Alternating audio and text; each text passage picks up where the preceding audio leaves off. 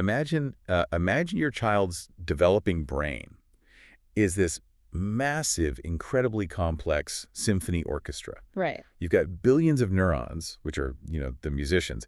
They're sitting in their chairs, holding their instruments, and they're ready to play the most intricate piece of music ever written, which is human development. Exactly. But for that symphony to sound like anything other than pure chaos, it needs a master conductor. It requires perfect timing, perfect cues, perfect synchronization. Yeah, everybody has to be on the exact same page. Right. But what happens if, right as the performance begins, you realize the conductor is waving a broken baton? That's a chilling thought. It really is. I mean, the musicians are all still there. The instruments are perfectly fine.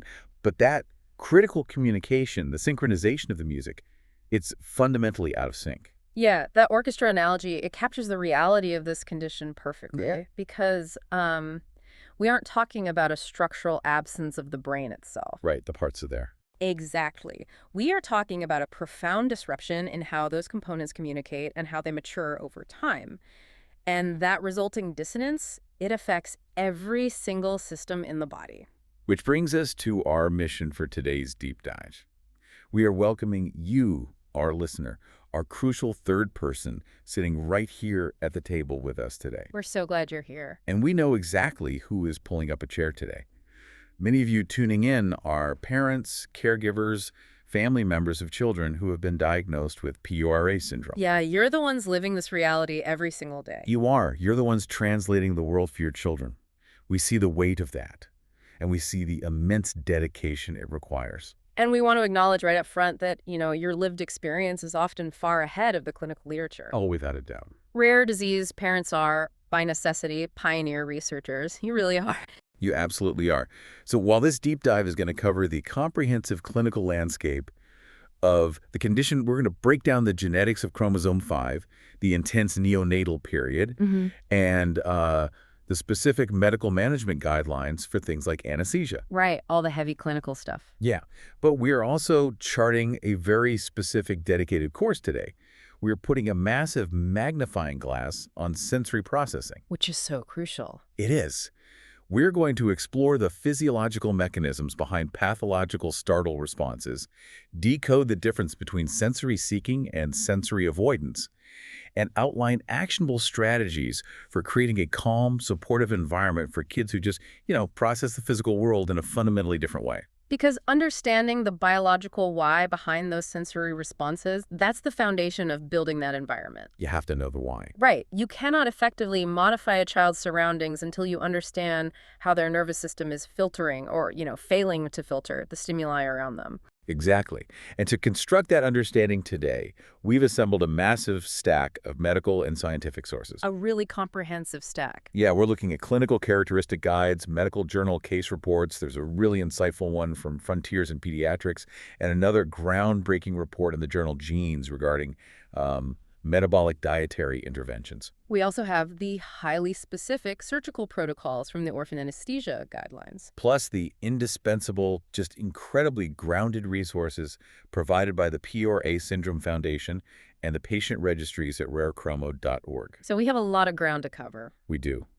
And I want to start by looking at the timeline presented in these sources, because one of the most staggering details about PURA syndrome is simply how new it is to the medical establishment. It really is. The literature shows it was first described in 2014. Which is wild. I mean, in the grand history of medicine, 2014 was practically this morning. Yeah, it was just a second ago. Yeah. And the recency of that discovery is central to understanding the whole diagnostic landscape. Because before 2014, children were obviously still being born with PURA syndrome. Right. Absolutely. The genetic mutation didn't just suddenly materialize a decade ago, but because the medical community didn't have the specific genetic markers identified yet, these kids were universally misdiagnosed.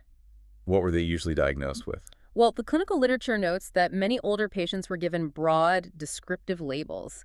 Things like severe atypical cerebral palsy or profound autism spectrum disorder. Just sort of catch-all categories. Exactly. Or they were miscategorized into other genetic buckets that share similar overlapping symptoms, like Prader-Willi syndrome, Angelman syndrome, or Rett syndrome. Which means there's likely a whole hidden generation of teenagers and adults currently sitting in care facilities or living with their families under the completely wrong diagnosis. It's a near certainty, simply because their doctors at the time didn't know what they were looking at, and they haven't been retested with modern technology. Right. And because of this recent discovery, PURA syndrome is currently classified as an ultra-rare disorder. Very rare. The data from the global registries estimates the prevalence at somewhere between 706 to 800 confirmed cases across roughly 60 countries. And the incidence rate. It's estimated at about 1 in 1,000 births. However, geneticists broadly agree that this number represents a massive undercount. Because it reflects testing accessibility, not true biological prevalence, right? You hit the nail on the head. The sources make it clear that the only way to definitively find this broken baton is through whole exome sequencing, or WES. Right. I think we need to explain why a standard genetic test, like the kind a pediatrician might have ordered back in 2010, would completely miss this. The evolution of genetic testing technology is really the only reason we know about PURA syndrome today. Older genetic tests, like a karyotype or even chromosomal microarrays, they're relatively low resolution. So they're looking at the big picture. Exactly. They look at the chromosomes from a macro perspective. They can see if an entire arm of a chromosome is missing or if there's an extra whole chromosome like you see in Down syndrome. But they can't read the fine print. No, they cannot read the individual letters of the genetic code. But whole exome sequencing changed that entire paradigm. How does WES work differently? WES reads every single protein-coding letter in the genome. It casts this massive high-definition net. Wow. And as WES becomes the standard of care in neonatal intensive care units globally, rather than just an expensive last resort, the diagnosed population of PURA syndrome will inevitably and probably sharply rise. So let's zoom in with that high-definition net and look at what is actually happening at the molecular level. I was reading through the Rare Chromo Guide, and it states the condition is caused by a mutation in the PURA gene on chromosome 5. Right. But the terminology gets incredibly dense here. The texts describe it as an autosomal dominant condition, but in the exact same paragraph, they note that almost all cases are de novo. Yeah, that trips a lot of people up. For anyone trying to dust off their high school biology memories, those terms sound mutually exclusive. Doesn't dominant mean you inherited it directly from a parent who has the condition? That confusion is incredibly common, and unpacking those terms is vital for parents trying to understand their child's genetics, especially when they're thinking about family planning and the risks to future children. So how do we separate those two concepts? We have to separate the function of the gene from the origin of the mutation. Autosomal dominant describes how the gene functions once it actually exists in the body. Okay, walk us through that. Every person inherits 2 copies of the PURA gene, one from their mother, one from their father. Autosomal dominant means that you only need one of those 2 copies to carry the mutation for the entire syndrome to manifest. So the mutated copy basically overpowers the healthy one. Exactly. The mutated copy dominates the healthy copy. The healthy copy just cannot pick up the slack. And the technical term the sources use for that inability to pick up the slack is haploinsufficiency, right? Yes, haploinsufficiency. Meaning you have one working copy, which means you are only manufacturing 50% of the normal amount of the pure alpha protein. And for this specific bodily system, 50% is just not enough fuel to run the machine. That captures haploinsufficiency perfectly. Now, to address the second term, de novo. Right, the origin. This refers to the origin of that mutation. De novo is Latin for anew or from the beginning. It means that the mutation was not passed down from either the mother or the father. So if you sequence the parent's DNA, they don't have it. Exactly. Their PURA genes are perfectly normal. Instead, the mutation occurred as a spontaneous random spelling mistake very early on. Like a biological lightning strike. Precisely. This typically happens during gametogenesis, the formation of the specific egg or sperm that created the child, or during the very first microscopic cell divisions of the newly fertilized embryo. So the parents did absolutely nothing to cause it, they couldn't have prevented it through diet or lifestyle, and it wasn't lurking in their family tree. No, the randomness is absolute. And because it is a spontaneous event, the sources point out that the risk of parents having a second child with PURA syndrome is incredibly low. What's the actual percentage? It's generally cited as less than 1%. But the clinical literature does mention one rare exception to that 1% rule, a concept called germline mosaicism. I want to make sure we don't just drop that term without explaining it, because a parent reading a genetic counseling report might see that phrase and panic. Yeah, we definitely need to cover that. Germline mosaicism is a fascinating, albeit rare, biological phenomenon. How does it work? Normally, if you have a genetic mutation, it's present in every cell of your body. In germline mosaicism, a parent is completely healthy and asymptomatic because the cells that make up their brain, their heart, their skin, all of that, they have totally normal DNA. Okay, so where is the mutation hiding? A localized mutation occurred exclusively within a small subset of their reproductive cells, the germline cells in the ovaries or testes. Oh, I see. So while the parent doesn't have PURA syndrome, a percentage of the eggs or sperm they produce do carry the mutation. And in those exceedingly rare cases, the recurrence risk for a second child is higher than the standard 1%.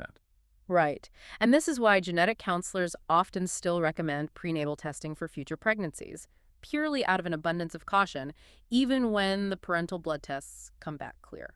That distinction is incredibly helpful. Let's look deeper at the PURA gene itself, because the sources highlight a structural quirk that makes it uniquely vulnerable. It's a very unusual gene. The text describes it as a single exon gene. Let's translate that structural architecture, because it seems to be the exact reason this gene is so prone to these devastating spelling mistakes. Yeah, the architecture of the PURA gene is highly unusual. To understand why, we should visualize how a typical gene is constructed. Okay, paint a picture for us. Think of a standard gene like a long feature article in a magazine. Usually the essential information of the article, the paragraphs you actually need to read to understand the story, are broken up and separated by full pages of advertisements, photos, or just filler text. Okay, so the core information is spread out. Right. In genetics, those chunks of essential information are called exons. The filler pages in between them are called introns. Got it. When the cell reads the gene to build a protein, it goes through a complex editing process called splicing. It reads the whole thing, cuts out all the useless intron filler, and splices the essential exon chunks together to get the final instructions. So a normal gene has built-in padding. Enormous amounts of padding. But the PURA gene doesn't have any filler. None at all. None. It is constructed of one single, continuous, uninterrupted block of essential information. It has no introns, a single exon gene. That sounds really efficient, but also really dangerous. From an evolutionary standpoint, it simplifies the reading process, yes, but it makes the gene incredibly structurally fragile. There's no room for error.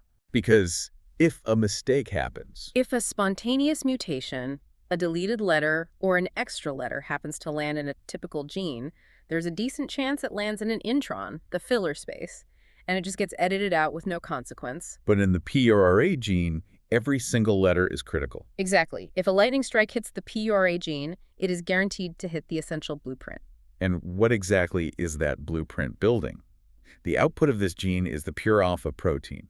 The literature refers to pure alpha as a master regulator. It does a lot of heavy lifting. We know it binds to DNA and RNA, but the specific mechanisms described in the sources, things like dendrite maturation and mRNA transport, they require a bit of unpacking to understand why the absence of this protein causes such a massive neurological cascade. To understand pure alpha's role, we really have to look at the sheer logistics of how a brain cell, a neuron, operates. Okay.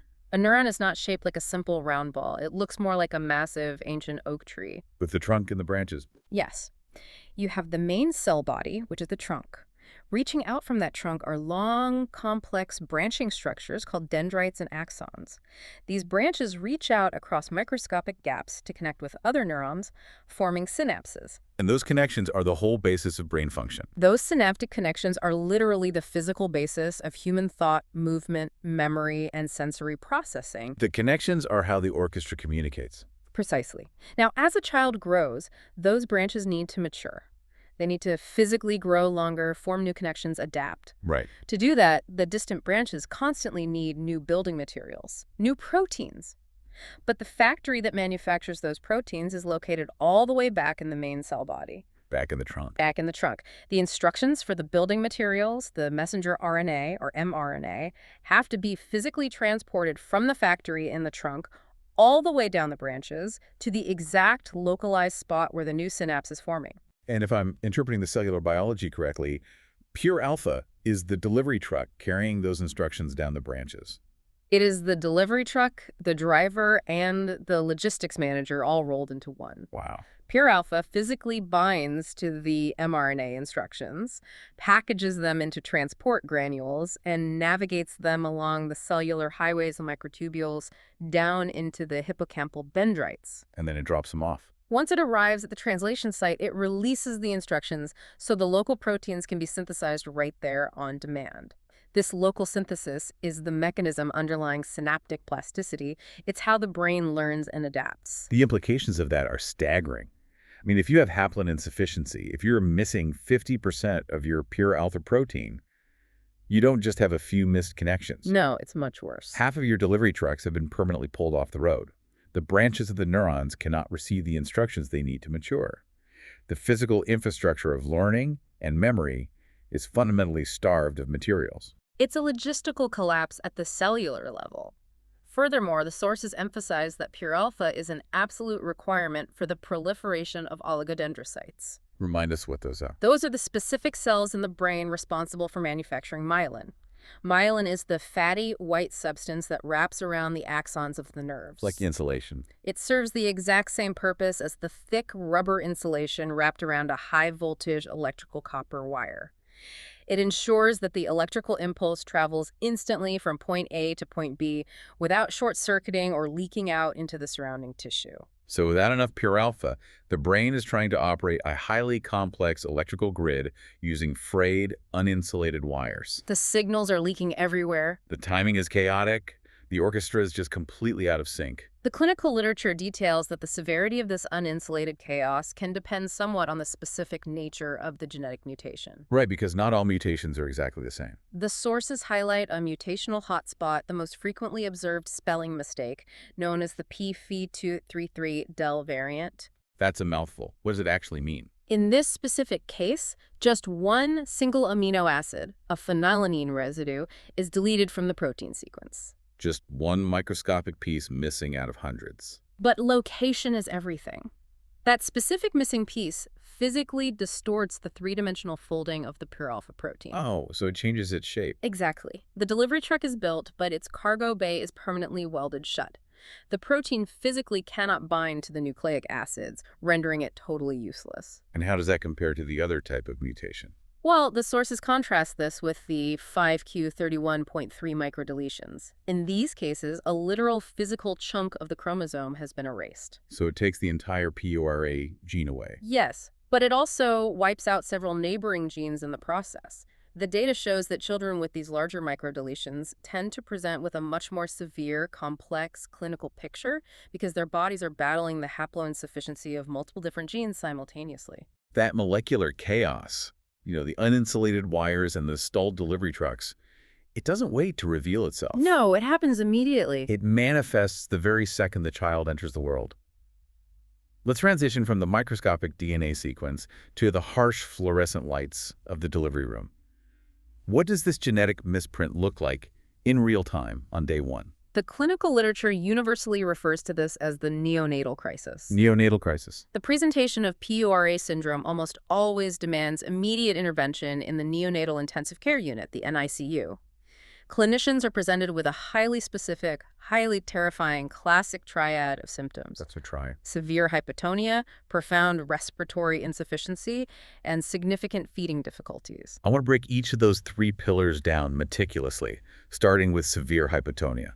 The medical texts casually refer to this as floppy baby syndrome, which, feels like a wildly inadequate term for what parents actually experience when holding their newborn. Floppy baby is a clinical shorthand that utterly fails to capture the physiological reality. Hypotonia is a state of profoundly low muscle tone. Right. If you think about a neurotypical newborn, even when they are sleeping, their muscles maintain a baseline level of resting tension. So if you pick them up? If you pick them up, they naturally pull their arms and legs toward their core. They offer resistance to gravity. A baby with severe hypotonia lacks that baseline tension entirely. They just feel entirely limp. They cannot lift their head, they cannot pull their limbs inward, they surrender completely to gravity. But the crucial distinction the sources make is the origin of this hypotonia. It's central, not peripheral. that is a vital diagnostic differentiator. In peripheral neuromuscular diseases like spinal muscular atrophy or SMA or certain muscular dystrophies, the actual muscle fibers themselves are degenerating, or the peripheral nerves connecting directly to the muscles are dying. But that's not what's happening in PURA. No.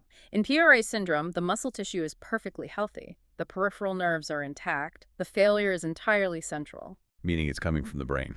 It is a failure of the brain to generate and transmit the electrical signal telling the muscle to maintain tension in the first place. And the proof of that, according to the diagnostic criteria, is found in the deep tendon reflexes. Yes.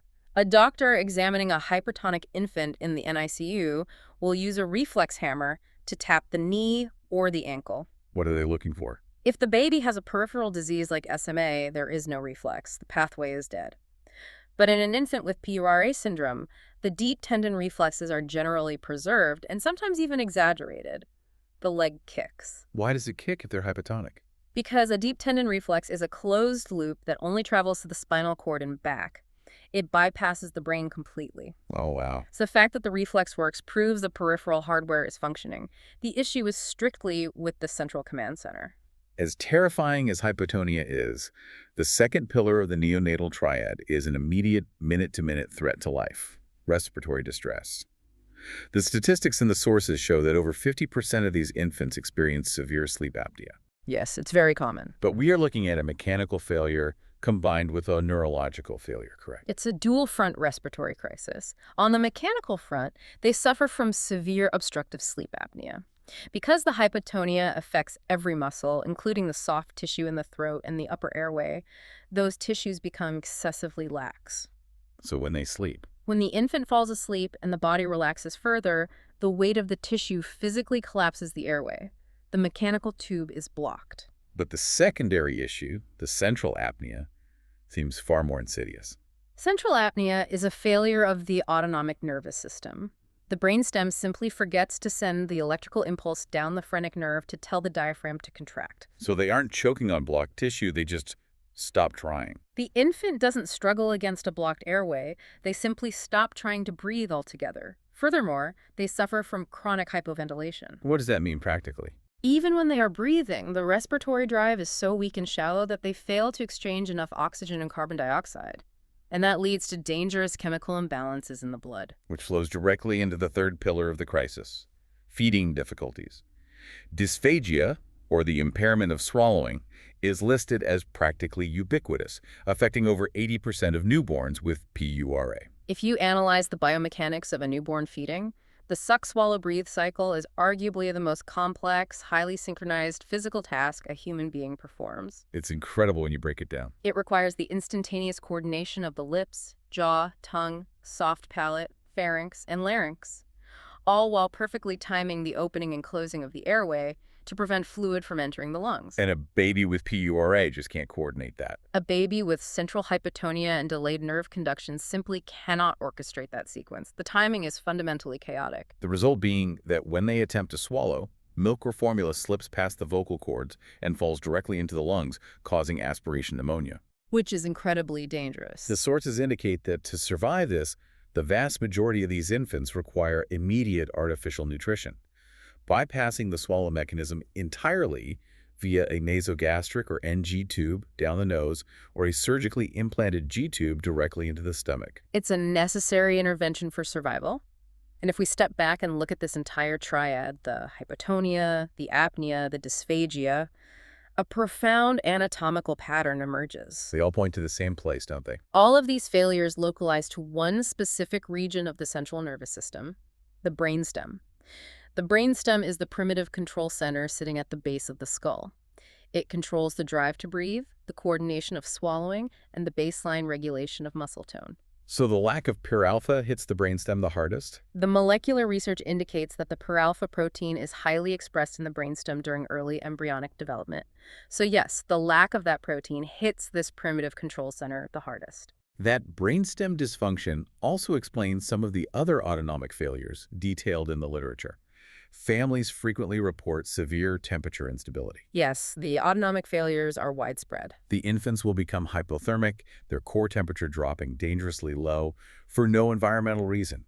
I mean, the room is warm, they're wrapped in blankets, but They are freezing. The hypothalamus and the brainstem govern thermoregulation.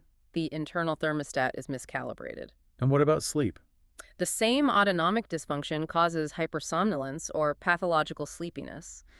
The brainstem's reticular activating system, which regulates wakefulness and arousal, isn't firing correctly, Leaving the infant trapped in a lethargic state. unable to rouse themselves even for a feeding. There's a detail I found buried in the patient registry data from Rare Chromo. It's an anecdotal observation that hasn't really dominated the formal clinical papers yet, but parents mention it constantly. Hiccups. The hiccup phenomenon is a fascinating piece of the diagnostic puzzle. Mothers retrospectively report that the fetus had violent, incessant bouts of hiccups while still in utero, sometimes lasting for hours. And it continues after they're born. It continues postnatally. A hiccup is an involuntary spasmodic contraction of the diaphragm, followed by a sudden closure of the vocal cords. Oh, so it ties right back to the brainstem. It is essentially a misfiring of the respiratory reflex arc in the brainstem. It's the earliest outward sign of the electrical chaos we've been discussing. Let me pause here and look at this from the perspective of a doctor in the NICU. Hmm? You have a baby crashing. They can't breathe. They can't eat. They're entirely floppy. Right. You run a standard genetic microarray and it comes back completely normal. How on earth does a clinician know to look for a micromutation on chromosome 5 that was only discovered in 2014? The symptoms overlap with 100 other catastrophic neonatal conditions. In the vast majority of cases, they don't know to look for it.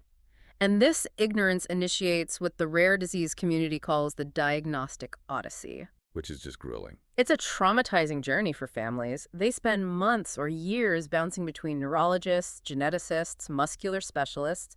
The child endures painful EMGs, muscle biopsies, lumbar punctures, serial MRIs. And all of it comes back ambiguous or normal. The odyssey only ends when a clinician finally orders whole exome sequencing, casting that massive high-definition net to find the single misspelled letter. But within the darkness of that NICU crisis, the clinical data provides a massive, vital ray of hope. The sources are definitive on this point. PURA syndrome is not a neurodegenerative condition. That is so important to underline. The children do not lose the neurological ground they fight for. In fact, regarding the severe central apneas and the respiratory distress, the literature states that these symptoms frequently show significant gradual improvement and in many cases completely resolve after the child reaches 1 year of age. That is the crucial lifeline for parents trapped in the neonatal crisis. The first year is an absolute war for physiological stabilization. But then something shifts. But as the child grows, neuroplasticity kicks in. The brainstem slowly matures. Alternative neural pathways are recruited. The respiratory drive strengthens. The child survives the crisis. And once that physiological stabilization is achieved, once the breathing monitors are removed and the G-tube is managing the nutrition, effectively the entire focus of the family and the medical team shifts. The child is no longer just surviving. They are beginning to interact with their environment. The transition out of the NICU mindset allows caregivers to finally observe how the child's brain is interpreting the world around them. And that transition leads us directly into the primary focus of today's deep dive, an area specifically requested by our listeners, navigating this reality daily. We are moving from physical survival to the profound complexities of sensory processing, behavioral regulation, and the architecture of creating a calm environment. Because PURA syndrome is fundamentally a neurodevelopmental disorder, the architectural differences in the brain, specifically that lack of myelin insulation we discussed, mean these children process sensory input in a manner completely foreign to a neurotypical brain. How does the literature categorize that? The clinical literature categorizes these manifestations broadly into sensory-seeking behaviors and sensory avoidance behaviors. But to understand either, we really must dissect a hallmark feature of PURA syndrome that dominates the clinical reports, the pathological startle response. The sources refer to this as hyperacusis, or an exaggerated startle. Now, every human being has a startle reflex. If I'm sitting quietly and someone slams a heavy door behind me, I am going to jump. Absolutely, your heart rate will spike. So how is a pathological startle response different from a standard physiological reaction to a surprise? The difference lies in the brain's ability to habituate and dampen the response. In a neurotypical brain, when that door slams, the auditory nerve sends a massive signal to the amygdala, triggering the fight-or-flight response. You jump. Right, that's normal. But within milliseconds, the higher cortical areas of your brain analyze the sound, recognize it's just a door and not a predator, and send an inhibitory signal back down to the brainstem. The nervous system rapidly dampens the alarm. So I calm down quickly. The startle is brief and you recover quickly. If the door slams a second time, you jump much less. Your brain has habituated to the stimulus. But in a child with PURA syndrome, that dampening system is broken. Entirely compromised. Because of the delayed myelination and the impaired dendritic connections, the inhibitory signals from the higher cortex travel too slowly, or they leak out of the uninsulated wires before they reach the brainstem. So when a door slams, or a dog barks, or a phone rings, The startle response is violent, and more importantly, it is prolonged. The nervous system becomes flooded with adrenaline and just cannot shut the alarm off. I don't get used to it. Furthermore, they do not habituate. If the door slams 5 times in a row, the 5th startle is just as violent and neurologically agonizing as the first. It isn't just surprising, it is neurologically painful. My analogy for this, and I want to know if this aligns with the clinical neurology, is that the child's sensory system is like a high-powered radio, but the volume dial is physically broken and permanently glued to maximum volume. That's a great way to picture it. If you or I walk into a busy grocery store, our neurotypical brains intuitively turn the dial down on the background static. We filter out the hum of the fluorescent lights, the clanking of the shopping carts, the chaotic overlapping chatter of the crowd. We focus the volume on the task at hand. Yes, the neurotypical brain is a master of sensory filtering. We discard 99% of the input we receive. But the child with PURA syndrome cannot turn the dial down. The 60 Hz hum of the fluorescent light is blasting at volume 10. The shopping cart clanking is at volume 10. Everything is at max volume. So when you, the caregiver, lean in and gently say their name, it isn't a comforting sound. It is just another blast of volume 10 noise injected into an already completely overloaded redlining system. That analogy perfectly illustrates the concept of sensory overload. The background static is indistinguishable from the signal. And when you understand that their baseline state of existence in a normal environment is one of constant, deafening sensory bombardment, the behavioral challenges described in the literature make perfect logical sense. Right, because they have to react to that. A child in a state of sensory overload will engage in behaviors designed to either escape the input or forcefully override it. Which explains the sensory-seeking stereotype. The sources heavily document repetitive behaviors like hand flapping, intense hand biting, and continuous hand sucking. Yes, very common. From the outside, a child biting their own hand hard enough to leave marks looks like an alarming lack of control. But physiologically, it is a desperate attempt at self-regulation. It is a highly effective, albeit physically damaging, coping mechanism. Hand biting provides massive amounts of deep proprioceptive feedback. What exactly is proprioception in this context? Proprioception is the body's ability to sense its position in space through the muscles and joints.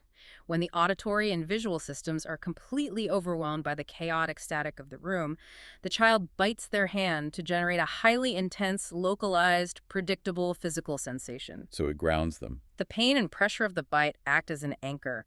It grounds the nervous system and forcefully drowns out the external chaos. But the literature also emphasizes that this behavioral instability is massively compounded by frustration. You have a child whose sensory dial is stuck at maximum, experiencing neurological pain from the hum of a refrigerator, but because of the severe expressive language delays inherent to PUR, they have absolutely no way to tell you that the sound is hurting them. They can't just say, turn that off. Exactly. That combination, being trapped in a sensory storm and being unable to communicate your distress, is a guaranteed recipe for intense anxiety, self-injury, and physical meltdowns. Which is exactly why the concept of a sensory diet and meticulous environmental modification is not just a parenting suggestion. It is a vital frontline medical intervention. Because you can't fix the underlying wiring. The caregiver cannot open the child's skull and repair the myelin sheath. You cannot fix the broken radio dial. So what is the actionable strategy for the parents listening? If you can't fix the radio, how do you help the child? You have to soundproof the room. You have to aggressively curate the sensory input before it ever reaches the child. Where do you even start with that? This process begins with observation. Caregivers must become forensic detectives of their child's behavior. You have to track the data. Look for patterns. Does the severe hand biting consistently correlate with entering a room with harsh overhead lighting? Does the startle response and subsequent crying happen when the television is left on in the background, even at a low volume? Does anxiety spike when there is a sudden physical transition, like moving from the living room to the car without adequate warning? It is about anticipating the static and eliminating it. Exactly. Modifying the environment requires intentional structural changes. It means replacing fluorescent bulbs with warm, dimmable LED lighting. It means installing heavy, sound-dampening curtains and laying down thick rugs over hardwood floors to eliminate echoes. And what about the auditory side? Crucially, it means enforcing auditory hygiene. Turning off the television, the radio, or the dishwasher when you are trying to engage the child in communication so they aren't forced to process competing auditory signals. The sources also place a massive emphasis on the role of predictable routines as a form of sensory regulation. Structure creates neurological safety. Because the child's internal sensory world feels inherently chaotic and unpredictable, their external world must be rigidly, reliably predictable. They need to know what's coming. Every surprise is a potential trigger for a startle response. Therefore, utilizing visual schedules showing the child a picture of a bathtub before taking them to the bathroom, or using transition objects like handing them their specific car toy 10 minutes before you actually leave the house. Oh, that makes so much sense. These structured warnings give the delayed nervous system the necessary time to process the upcoming change, dampening the spike in anxiety. I think it is profoundly important amidst all this intense discussion of hyperacusis, anxiety spikes, and self-injury to highlight the other side of the behavioral coin, because the patient registries and the parent interviews in our sources are absolutely overflowing with a completely different narrative. Yes, the affectionate side. Families overwhelmingly describe these children as incredibly loving, deeply social, fiercely affectionate, and joyful. The dichotomy is striking, and the parent quotes in the Rare Chromo Guide illustrate it beautifully. There is a specific submission from the mother of a 7-year-old boy named Riley. Oh, I read that one. She writes, "Everything about Riley is special. He gives the best hugs and kisses and is the happiest little boy I have ever met in my life. He has opened our eyes and heart to a whole new world. He has taught us to love unconditionally." That quote is the emotional core of this deep dive. It proves that beneath the exhausting sensory storms, beneath the hypotonia and the medical trauma, there is a profound intact capacity for deep human connection and joy.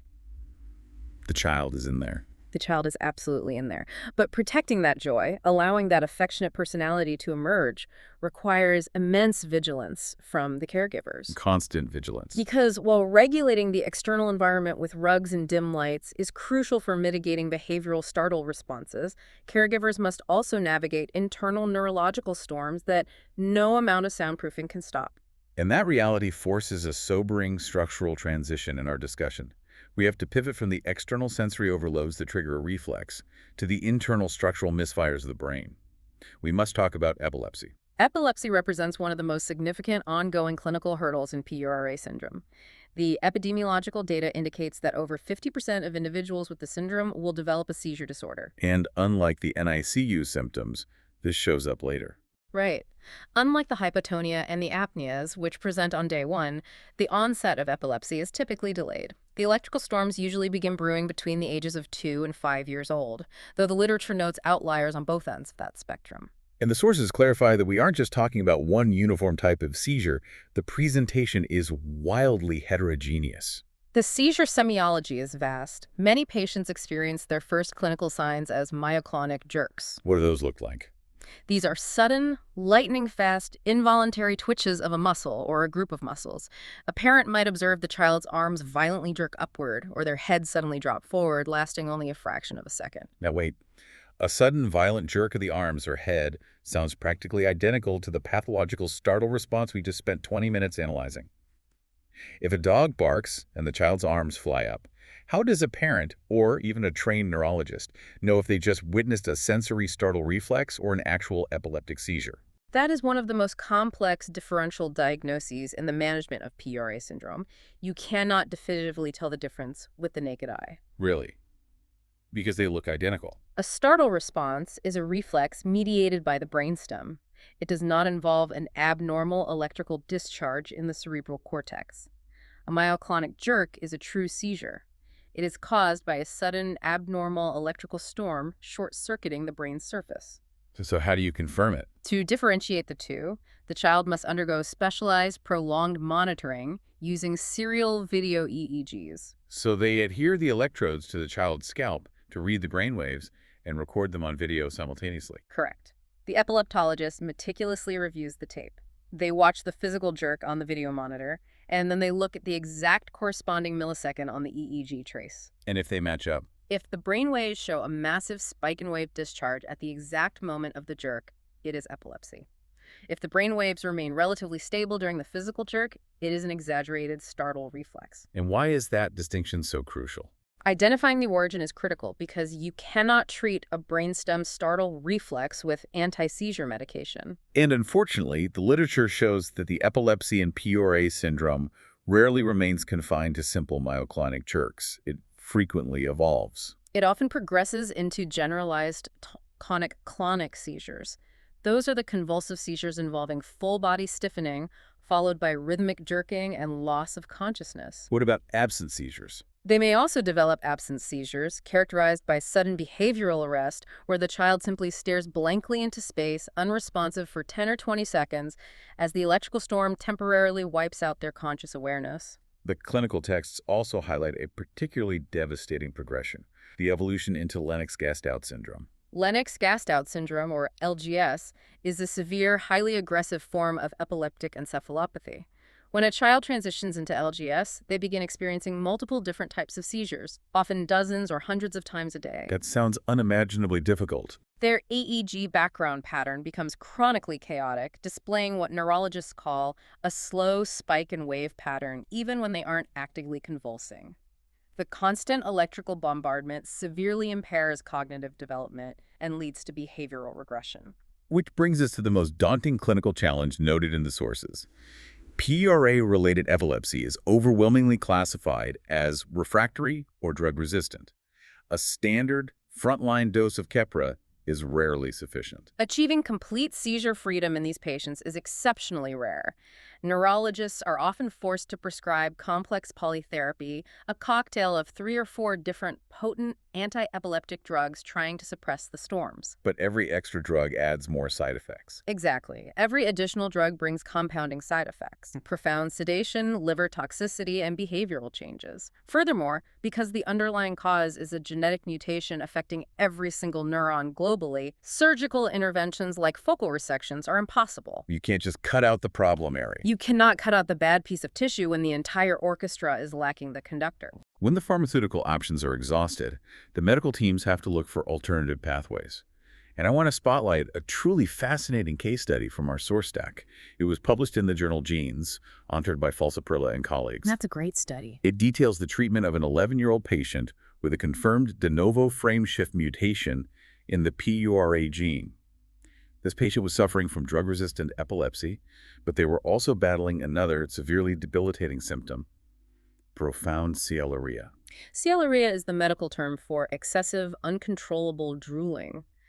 In children with profound central hypotonia and underlying dysphagia, severe drooling is a massive clinical issue. It's way beyond just a cosmetic concern, right? It is not merely a cosmetic concern. Constant saliva flowing over the chin and neck causes painful skin maceration and breakdown. It strips the child of their dignity. And most dangerously, the pooling saliva constantly threatens to spill over into the uncoordinated airway, maintaining a perpetual risk of aspiration pneumonia. So the medical team has an 11-year-old patient suffering from uncontrollable seizures and severe drooling, and the drugs are failing. The authors document that they initiated treatment with a ketogenic diet. And remarkably, the diet significantly reduced the seizure frequency, but it also drastically improved the cellular. It resolved both issues. The authors note this was the first documented case of the diet resolving drooling in a PURA patient. It is a phenomenal clinical finding with deep physiological implications. I need to push back here because for the average listener, this sounds uncomfortably close to internet pseudoscience. We know the keto diet from grocery store magazine covers. It's a weight loss fad based on eating high amounts of fat like bacon and avocado and drastically cutting carbohydrates. Right, the mainstream version. Why in the world would feeding a child a high-fat diet calm structural electrical storms in the brain and stop them from drooling? What is the actual mechanism? The skepticism is entirely warranted given pop culture, but the medical application of the ketogenic diet is rooted in hardcore, century-old neurology. The diet was actually developed at the Mayo Clinic in the 1920s, specifically to treat pediatric epilepsy, decades before modern anti-seizure drugs existed. So it's not a new fad at all. Not at all. To understand the mechanism, you have to look at cellular metabolism. Normally, the brain demands an enormous amount of energy, and its exclusive preferred fuel source is glucose, which the body derives from dietary carbohydrates. So you restrict the carbs, you starve the brain of glucose. Precisely. By drastically restricting carbohydrates to near zero and replacing those calories with high-density fats, you force the liver to change its metabolic pathway. What does the liver do instead? The liver begins breaking down the dietary fat and converting it into molecules called ketone bodies, specifically beta-hydroxybutyrate.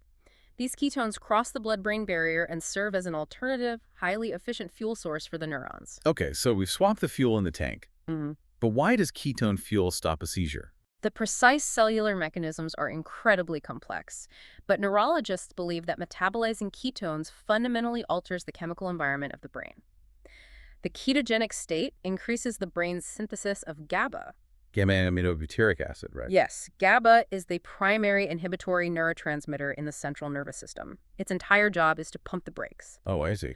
Furthermore, the metabolic shift activates specific potassium channels in the neuronal membranes, which hyperpolarizes the cells. In simple terms, it changes the electrical charge of the neuron, making it physically harder for the cell to fire an action potential. The diet physically forces the frayed, uninsulated wires to become less reactive. It chemically dampens the static. Yes, it raises the seizure threshold globally. As for the unexpected resolution of the siluria, the authors of the study hypothesized several mechanisms. It is possible that the ketone bodies directly improve the autonomic regulation of the salivary glands in the brainstem. Alternatively, and perhaps more likely, the sheer reduction in the constant electrical seizure activity simply allowed the child's brain a moment of clarity. So it stopped glitching long enough to swallow. Exactly, allowing whatever limited swallowing coordination they possessed to function more efficiently, clearing the saliva before it pooled. It is a brilliant example of how manipulating the body's foundational metabolism can bypass a genetic dead end.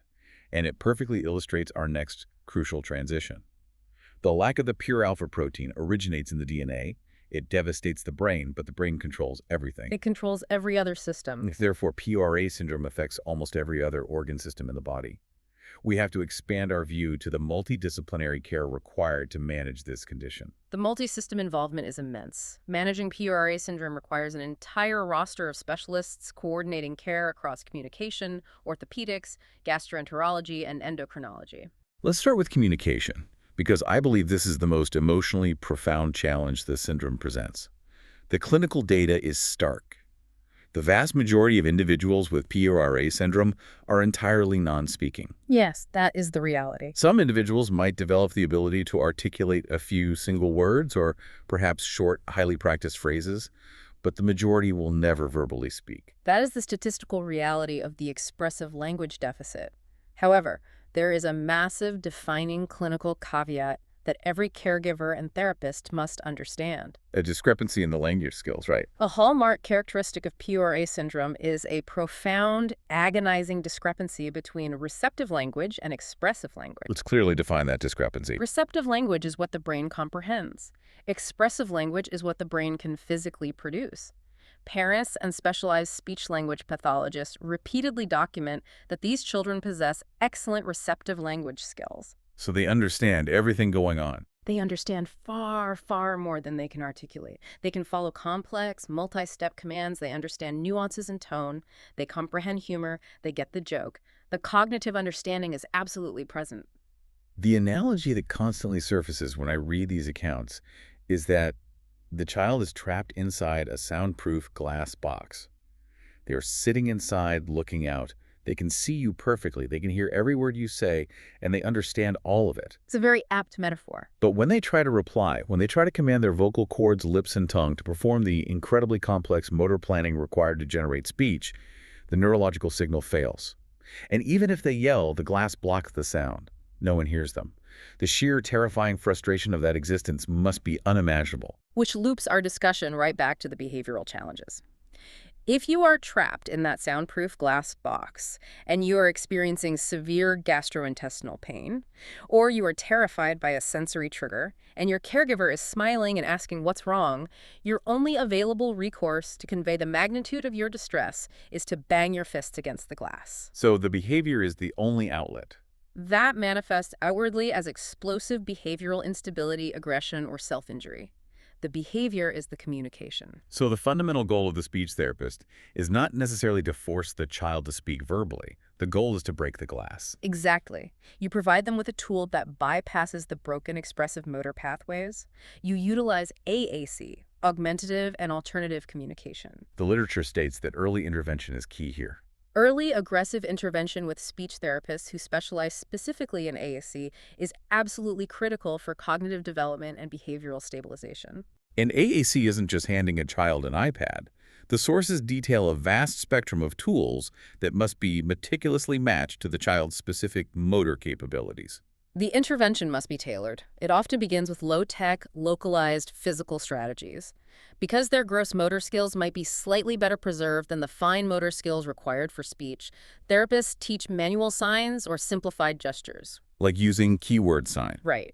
As cognitive understanding grows, they introduce symbol-based communication boards or comprehensive, highly structured physical books, like the PODD system. There is a quote in the rare chromo materials from the parent of a 7-year-old girl named Sarah that highlights this exact progression.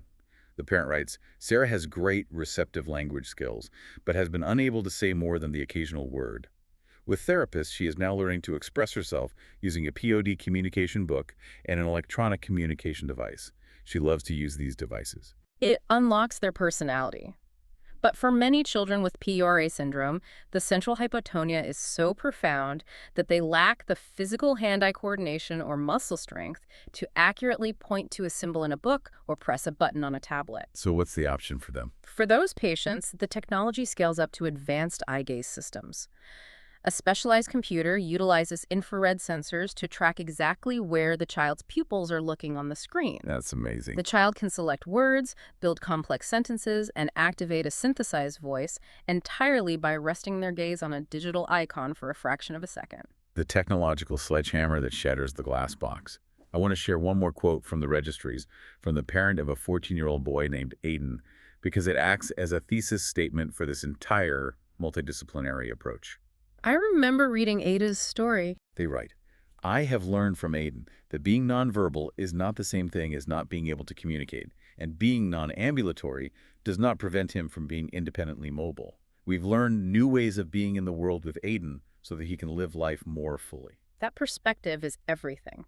It redefines the goal of medical care. You aren't trying to force the child into a neurotypical mold. You are building adaptive bridges over the neurological gaps. But building those bridges requires a physical foundation, and the physical body in PURA syndrome presents massive, compounding hurdles. We must discuss the orthopedics, because that profound central hypotonia we spent so much time dissecting in the NICU doesn't evaporate. The hypotonia is chronic and lifelong, and the implications for the skeletal system are severe. To understand why, we have to look at the biomechanics of how human bones grow. According to Wolff's law, right? Yes, according to Wolff's law, bone density and skeletal alignment are not just genetically predetermined, they are physically generated by mechanical stress. As a child runs, jumps, and moves, their muscles exert intense dynamic tension, pulling against the bones. And that pulling does what? That physical pulling stress signals the osteoblasts to lay down more calcium, making the bones dense, strong, and straight. But a child with chronic hypotonia doesn't have that dynamic tension. The muscles aren't pulling hard enough against the skeleton. Exactly. Without that constant, robust muscular scaffolding pulling the skeleton into proper alignment, the bones warp under the relentless force of gravity. What's the most common result of that? The most significant consequence detailed in the literature is severe scoliosis, an abnormal, progressive, lateral curvature of the spine. The data indicates scoliosis affects approximately 48% of PURA patients. And scoliosis isn't just an issue of posture. If the spine curves aggressively enough, it physically compresses the thoracic cavity. It crushes the lungs, which brings the child right back to the terrifying respiratory insufficiency they survived in the NICU. The pulmonary consequences are the primary danger. Consequently, a large percentage of these children will eventually require major invasive orthopedic surgery spinal fusion, where surgeons implant titanium rods and screws to mechanically force the spine straight and protect the lungs. Are there other skeletal issues? Beyond the spine, the lack of muscular support frequently leads to severe hip dysplasia. The hip socket fails to fully form around the ball of the femur, leading to chronic subluxation or total dislocation, which again requires complex reconstructive surgery. The skeletal fragility is also systemic. The sources note a high prevalence of osteopenia, or pathologically low bone mineral density, leading to frequent fractures from minimal trauma. A child could break a femur just from being repositioned in their wheelchair. The osteopenia is a perfect example of multi-system compounding. It is partially mechanical due to the lack of weight-bearing mobility and the absence of Wolff's law. But the literature also points to a chemical failure originating in the endocrine system. Let's explore that endocrine link. The endocrine system regulates hormones, the body's chemical messengers. The clinical data suggests evidence of anterior pituitary gland dysfunction in PURA patients. The pituitary gland, located at the base of the brain, is the master gland of the endocrine system. If it misfires, the downstream effects are vast. So how does that affect the bones? This dysfunction directly contributes to chronically low vitamin D levels, which sabotages the body's ability to absorb calcium, further weakening the bones. It also completely deregulates the timing of puberty. In what way? The sources document cases of precocious or early onset puberty, as well as significantly delayed puberty, forcing endocrinologists to intervene with hormone suppression or replacement therapies. Add to all of this the ophthalmologic challenges. The texts cite high rates of strabismus, a misalignment or crossing of the eyes due to hypotonia in the extraocular muscles. This isn't just a cosmetic issue. It severely impairs depth perception and makes utilizing that life-changing eye-gaze communication technology exponentially more difficult. And we can't forget the GI tract. Right. On the gastrointestinal front, the hypotonia affects the smooth muscle of the intestines, leading to chronic severe constipation that requires daily management with osmotic laxatives. The sheer volume of systemic daily medical management required is staggering. Caregivers are essentially operating a highly complex, multi-departmental pediatric clinic out of their living rooms. Which brings us to a highly specific, fundamentally critical, and potentially life-or-death segment of this deep dive. When you tally up the systemic structural issues, the progressive scoliosis demanding spinal fusion, the dislocated hips requiring orthopedic reconstruction, the severe dysphagia necessitating G-tube placement, the strabismus requiring surgical correction, the statistical reality is unavoidable. They're going to need surgery. Almost every single child diagnosed with PURA syndrome will end up on a surgical operating table, likely multiple times in their life. It is an absolute clinical certainty. And that leads directly to a crucial area of medical management that every caregiver, every pediatrician, and frankly every surgeon treating these children must have tattooed on their minds. We need to dissect the specific anesthesia warnings. This segment is arguably the most practically vital, life-saving piece of information contained in our source stack today. We are pulling directly from the peer-reviewed orphan anesthesia guidelines. Who puts this together? These guidelines are painstakingly compiled by international consortiums of anesthesiologists, specifically to map the hidden dangers of rare diseases. Their conclusion is stark. The administration of general anesthesia carries deeply elevated, unique risks for patients with PURA syndrome. We need to explain exactly why.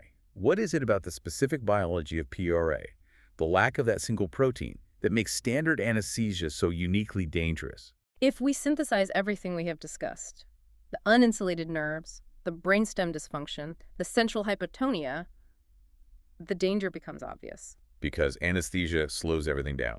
The entire pharmacological goal of general anesthesia is to deliberately depress the central nervous system.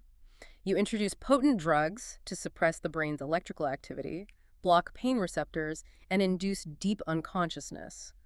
But a PRA patient's central nervous system is already profoundly baseline depressed. Their system is already struggling just to stay awake. The brainstem is already struggling to maintain the respiratory drive. The airway muscles are already lax. So when the anesthesiologist pushes a standard dose of a drug like propofol or fentanyl, drugs designed to slow down the breathing of a robust neurotypical system, the PRA patient's compromised brainstem is pushed entirely off a cliff. And it lacks the resilience to climb back up when the surgery's over. Precisely.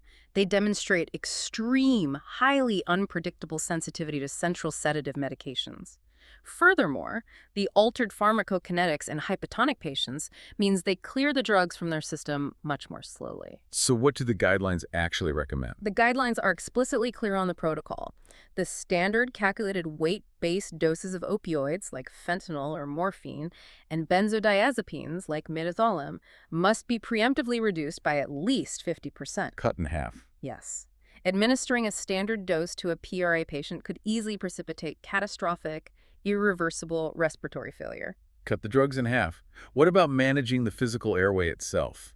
We spent a long time discussing obstructive sleep apnea because the soft tissue in their throats collapses under its own weight. That anatomical reality transforms into a massive hazard during the induction phase when the patient is put to sleep, and the awakening phase when the breathing tube is removed. Because of the hypotonia. Because of the profound oropharyngeal hypotonia and the underlying dysphagia, they possess an incredibly high continuous risk of aspiration, inhaling regurgitated stomach contents directly into the lungs while they lack a gag reflex. How do you prevent that? The guidelines strongly advise securing the airway rapidly with an endotracheal tube. More importantly, during the highly vulnerable awakening phase, the guidelines suggest the prophylactic use of a nasopharyngeal airway. I want to paint a visual picture of that for a parent waiting in recovery so they aren't terrified when they see it. What does a nasopharyngeal airway actually look like? It is a soft, flexible silicone tube, often affectionately called a nasal trumpet.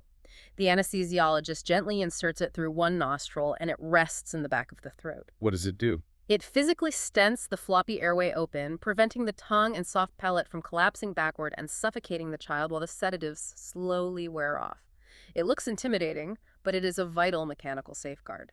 And because those sedatives wear off so slowly due to the hypotonia, the guidelines are incredibly firm regarding postoperative care.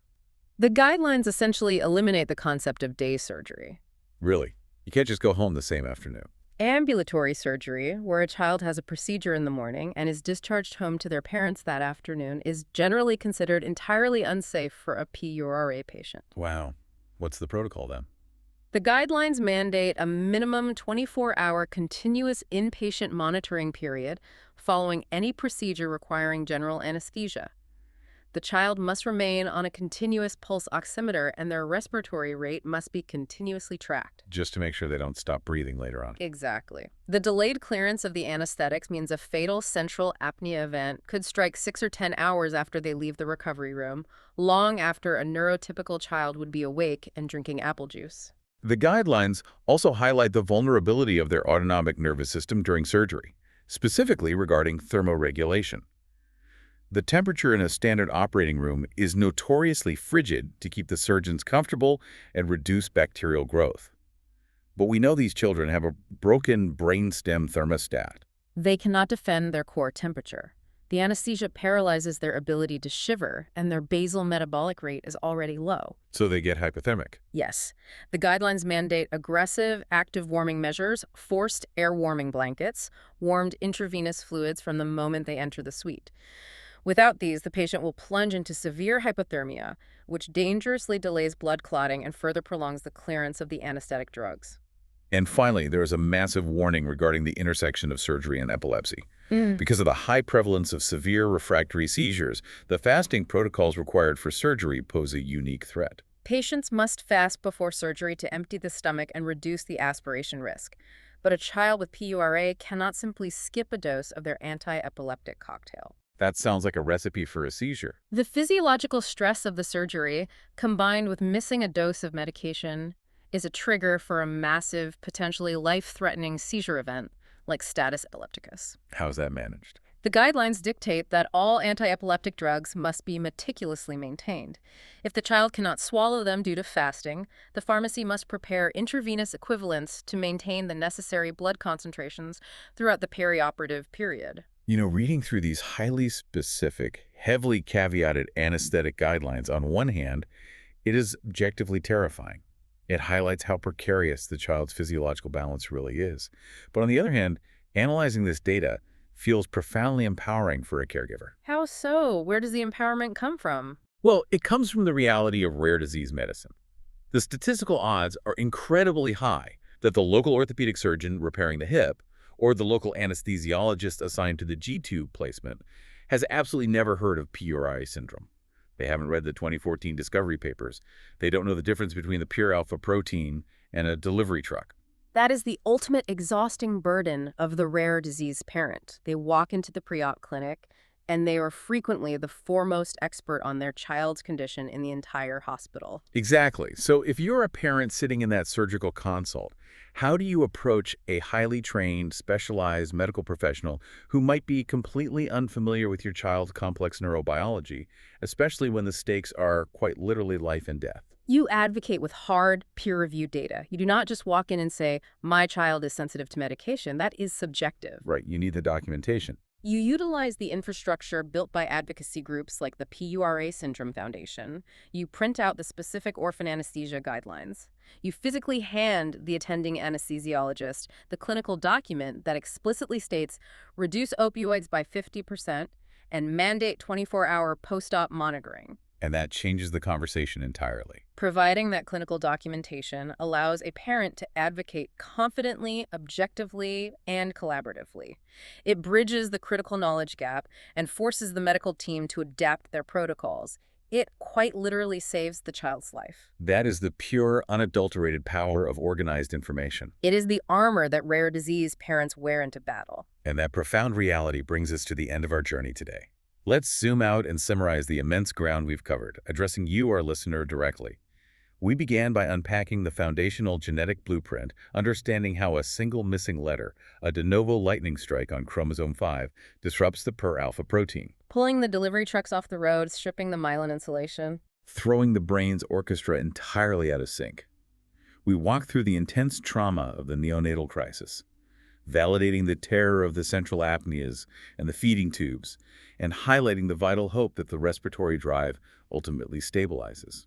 We spent a significant critical portion of our time exploring the profound sensory differences that dictate daily life. Yes, the focus of our deep dive. We analyzed the neurology of the pathological startle, the agonizing reality of living with a broken sensory volume dial, and the absolute clinical necessity of identifying environmental triggers to build a calm, highly structured, soundproofed sensory diet. We navigated the structural electrical storms of refractory epilepsy and the counterintuitive brilliance of the ketogenic diet. We looked at the skeletal toll of chronic hypotonia, the vital, life-changing magic of AAC devices that shatter the soundproof glass box and give non-speaking children a voice. And finally, those critical, empowering guidelines for navigating the operating room safely. It is a vast, complex, undeniably heavy, and relentlessly demanding medical landscape. It is all of those things, but we also want to explicitly acknowledge the incredible resilience radiating from the source material. Absolutely. The resilience of the children who fight through sensory storms and seizures to offer the best hugs and teach unconditional love, and the staggering, unrelenting resilience of you, the families navigating this ultra-rare path. There is no magic cure for PURA syndrome today, but targeted therapies, customized AAC, precise medical management, and the meticulous curation of a calm environment heavily improve the quality of life. You are doing the hard, essential work of translating a chaotic world for your child. And before we sign off, I want to leave you with one final, deeply fascinating scientific hook. Something for you to mull over that wasn't the main focus of our clinical management discussion, but is currently hiding in the deeper, cutting-edge genomic research laboratories around the world. Oh, I absolutely love these broader connections. Lay it on us. The pure alpha protein, the exact specific protein that your children are lacking a functional copy of, is currently the subject of intense, heavily funded research completely outside the realm of PURA syndrome. Wait, really? What kind of research? Recently, molecular biologists have demonstrated that pure alpha interacts directly with the specific genetic repeat expansions that are responsible for ALS, Lou Gehrig's disease, and Fragile X syndrome. Wait, are you saying the exact same protein responsible for this ultra-rare syndrome in a few hundred kids is linked to major neurodegenerative diseases? The exact same protein. It appears to play a massive regulatory role in modifying the toxicity of these much more common, devastating neurological diseases. So what does that mean for the future? The implication is profound. By studying the ultra-rare biology of children with PURA syndrome, by deeply understanding how pure alpha works when it is broken, or missing, scientists believe they might unlock the fundamental biological secrets required to treat ALS and certain forms of frontotemporal dementia. That is staggering to think about. Mm. Your children, with their ultra-rare one-in-a-million biology, might literally hold the foundational key to the future of neurology for millions of people worldwide. It is a beautiful, profound thought. The rarest among us might hold the ultimate answers for the many.